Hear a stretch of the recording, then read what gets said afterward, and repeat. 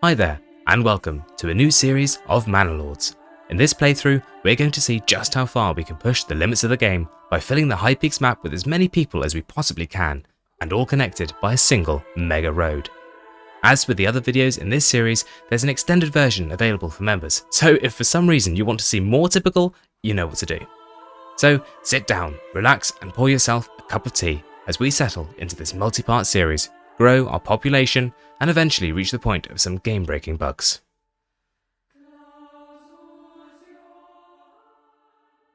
Here we are at the settlers' tents once more, ready to embark on a new mission. So we've started here in Leuter Flucht, and we're on the High Peaks map. Not played this one in a little while, so looking forward to this. We're on a peaceful playthrough, so really our goal here is to make the largest city we possibly can in the space, and there is a limited amount of that space here in this map. So, first things first, the plan. We have a King's Road running through here, and it's not quite in the middle there, and it's not quite more or less in the middle here, goes off track over here. What I'd like to do is more or less have one road going right from one end to the other, possibly splitting off into some tributaries as well. But that'll be the backbone of our settlement, which will essentially be one large settlement. So I'm thinking we'll use the King's Road, but I'm noticing increasingly in Manor Lords that you need more than just one road for your transit, because it does get rather busy later on in the game. So what I was thinking of doing was expanding the King's Road that we have here already with a couple of additional roads that run directly alongside the first.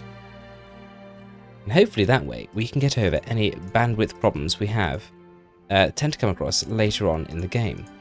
So I'm not sure exactly what that's going to look like at the moment, but what we're going to do is we're going to start by just building right next to the King's Road here, following this all the way along. That looks a good point there. And we'll definitely want to be splitting off here, which is the main direction that the King's Road takes. So we'll follow this one along. Little something like that there. And then I suspect we'll need to make sure that these are well connected together. So I'm hopefully going to manage that just by stitching these two roads together. A little something like this. Okay, that seems to have worked reasonably well. And hopefully that's going to give us a much higher bandwidth on this road. I have no idea, no idea whatsoever if that's going to work. But by gosh, we're going to find out. As usual then, we need to get going. Let's have a look at the terrain here. So timber's probably going to be a problem on this map because it's not a huge amount of spaces. It's excellent words there, very well done. But we will do our best to make do. We have a vast salt deposit here, and the same with stone. So those are going to be our two main exports from this region. And immediately we've got food to a shoal of fish here. So we're going to want to be taking advantage of that rather, as soon as we possibly can. Now we've got a King's Road coming off here. So I think it would make sense to extend this around here.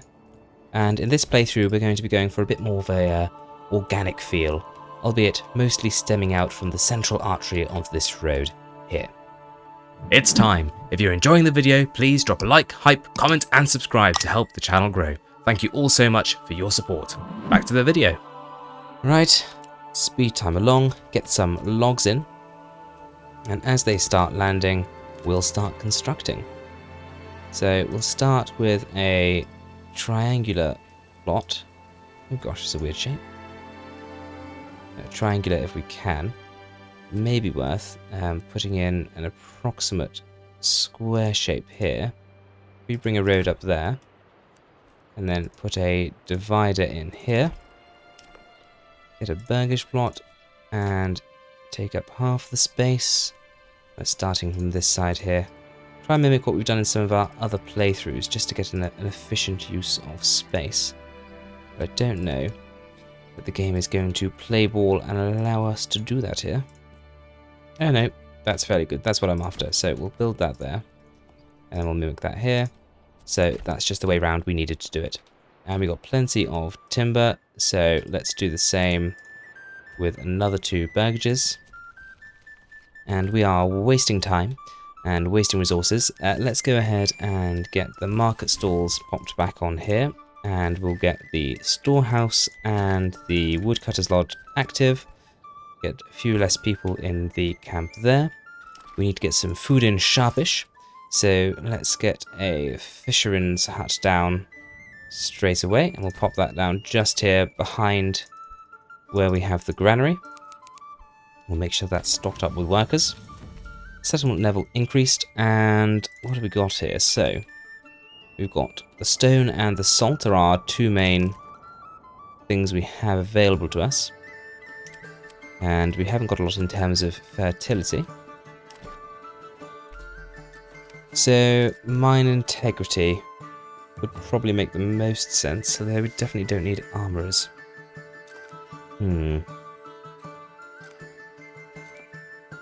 Clothing durability increases. Sheep are more resilient. Efficient hunting comes. I'm not doing any hunting. Better wealth from burgage plots. Reduced upgrade cost. We're not importing salt, but we will be importing iron ore. So let's go for guildsmen. Splendid stuff. Next construction we're going to make is over in the logistics tab, and we're going to make our trading post. And we'll pop that just here on the King's Road. We want to make sure we've got plenty of space for people to be moving in, so we'll build the expansions as and when we can. We're also going to need to get the saw pit set up. This is a building I frequently see getting bogged down with oxen later in the game. So I'm going to deliberately put this somewhere that's fairly accessible. I think the corner here. And then we're going to surround it with roads in the hope that we don't have any oxen jams there later on in the game. Money is still trickling in as the traders arrive. We've got a 3rd family working there. It's 123, so we're going to order in a horse straight away. And we need to get down a stall to put that horse. And let's get some more beets planted in here with the remaining funds. So that's 2 plots we're getting planted up. Hopefully they get most of the planting done before winter comes. And then we should be up for a spring harvest, which hopefully will see us through. We've got 4 months of food. So that's October, November, December, January, and hopefully in February we can get to harvesting. But it's certainly going to be a tight run thing. We're exporting as much charcoal as we possibly can. And that's going to bring us in the finances we need to continue buying seeds. And then eventually, potentially, to buy in food if we absolutely must. Right, so we're just coming out of winter. We are down to 0 months remaining on food. I did buy in 2 pigs down here in the hopes that they may just tide us over with a little bit of pork, but we've not yielded any yet. And as we come out of winter, we can't start doing any fishing yet because we've only got 20 fish in there. But hopefully we can get the harvest in of the beets we had planted before the winter. There they are coming in now, and those should fill up the coffers nicely. As we can see, beets popping in there under vegetables, and quite quickly, as a family only just starts going hungry, we're going to have a food source. And we managed to buy in vegetables for all the rest as well, so that gives us a food source for the coming months. Does mean that the experiment here was a bit of a failure, but we'll actually demolish those and we'll put in some vegetable gardens as they're originally designed to be. And just like that, we're already up to 3 months of food. So, problem solved. Money-wise, we've had a fair bit coming in. We've just ordered a 2nd horse. And that's because we've got 4 families working on trading, and we've been absolutely pumping out charcoal like there's no tomorrow. That being said, there are other priorities now as well, so we are going to need some of these workers we've had working at the woodcutter's lodge and charcoal kiln, so we'll free those up. We need to be bringing in more logs for construction, and I'm quite keen that we start with a bit of forestation as well, reforestation, to make sure we don't run out of harvestable trees, which is going to be very important for our future. And really what we need now is bodies. So let's go ahead, and I've got 23 timber, and plan out our next little extension. Because I don't want to get in the way of the stone deposit, so we will keep these back here. We want these just large enough that they have some space out the rear for extensions. What I might do, in fact, is take a road like this here, and then connect that back into the main road here with a bit of a curve. And the first part of that is what we'll put these burgages down on. And like I said, we want those just long enough that they use up. They get the expansion space without using up any more space than they need to.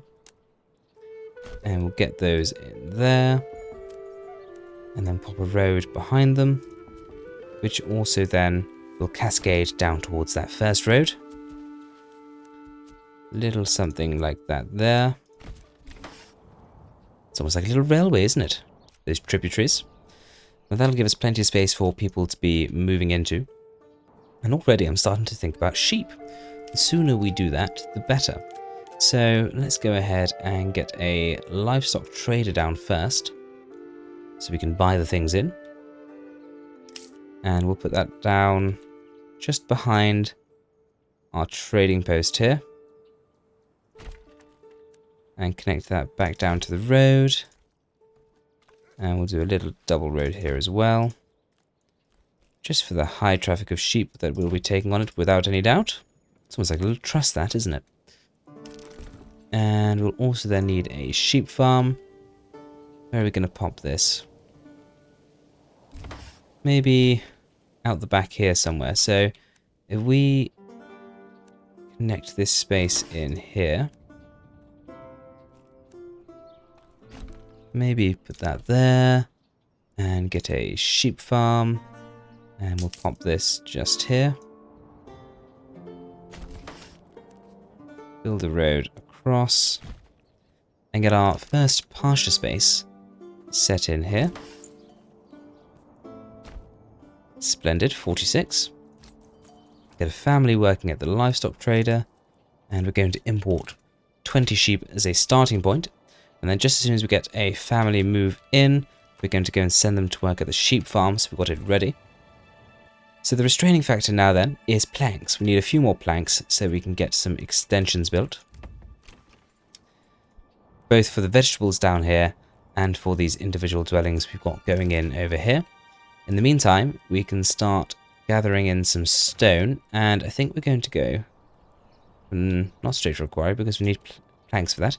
So we're going to get the stone gathering camp down first. And for the minute, we'll pop that down there. It's a temporary building anyway, so it doesn't really matter where we put it, as long as it's reasonably close to both the storehouse and to the source of stones. So we'll put in a couple of roads there to make that even easier as well. And we'll also want to get a salt mine down before too long. So there's no reason to say we couldn't get the first one of those down now. And we'll put that as close to the edge there as we can. And then connect that back to this road in several places. And indeed, we may even have a road going directly to the storehouse there. Not the storehouse, the trading post, because that is where we're going to be selling the salt from. We'll get a couple of families working there, and then let's see about acquiring ourselves a trade route for salt. And we're going to export it.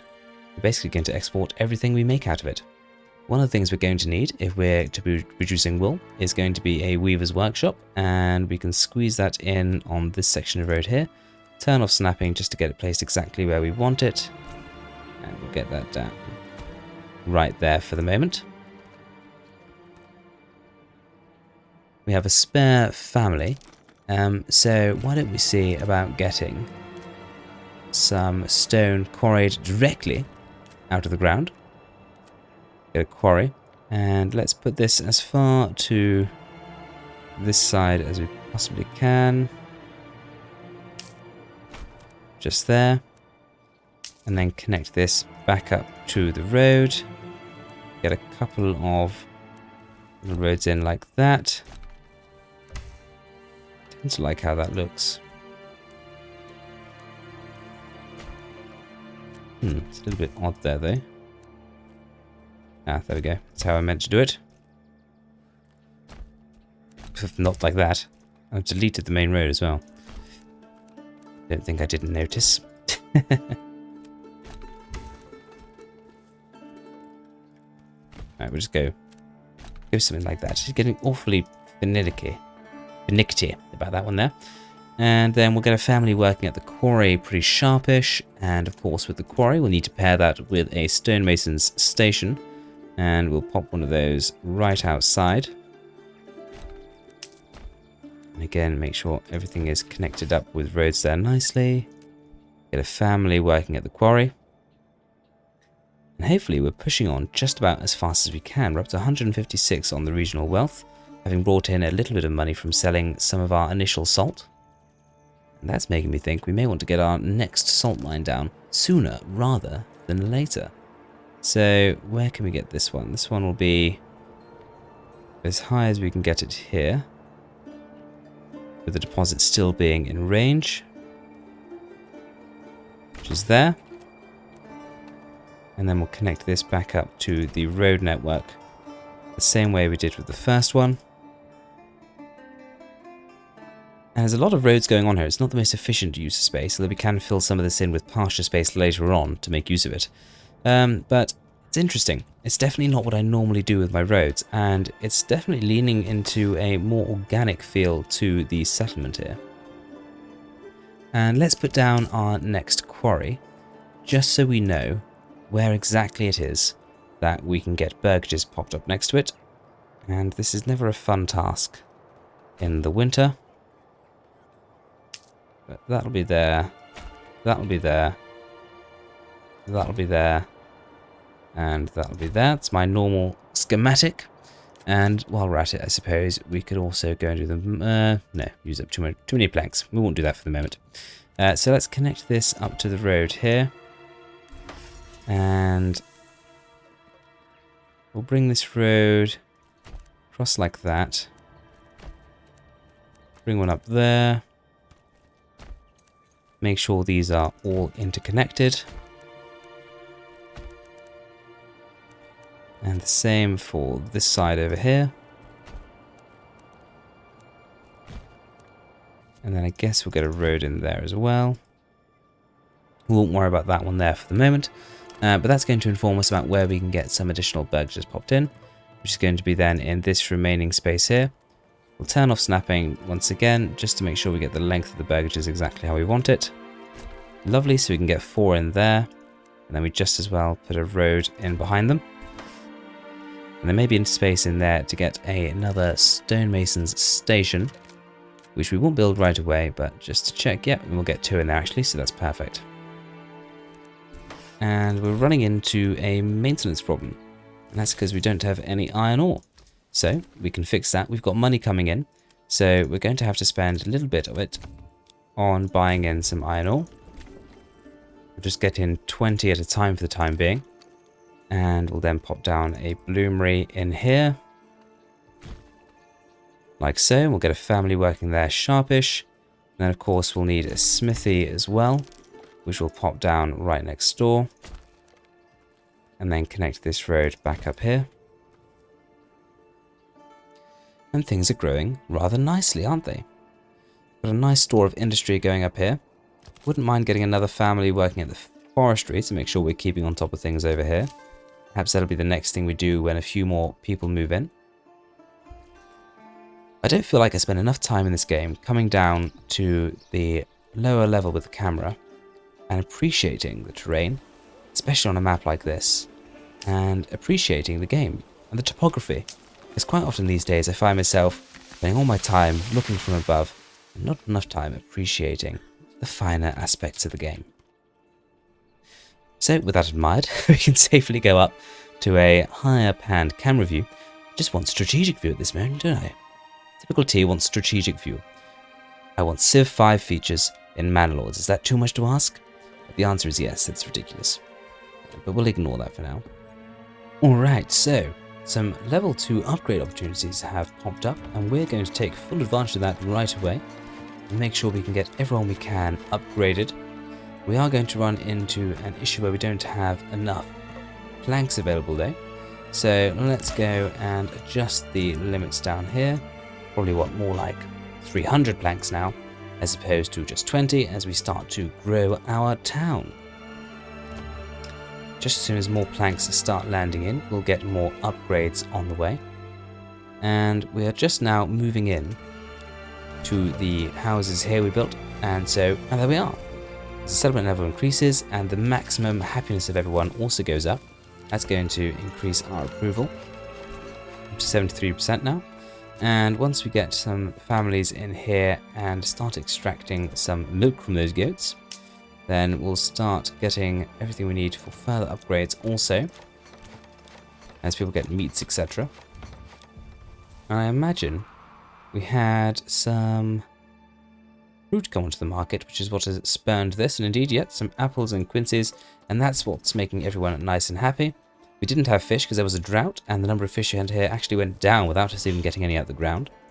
And we haven't had any goats yet, so that's also been a delay. So, a bit of a misplay by me there, to put down the honey as opposed to the goats first. Next time I'll make sure to not make that mistake. But I don't think it's put us back terribly far.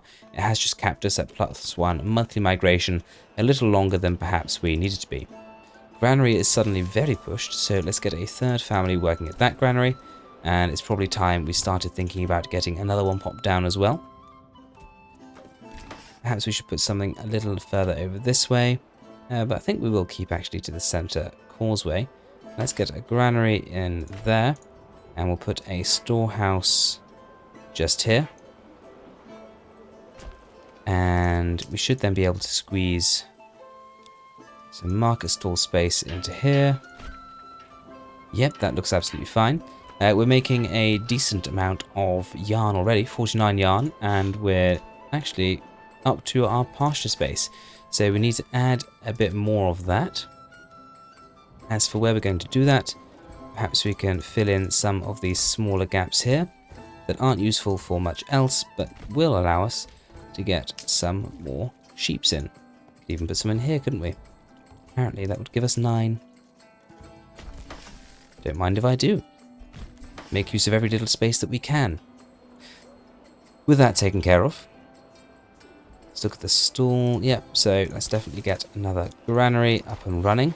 And that seems to have more or less alleviated the problems we're having there.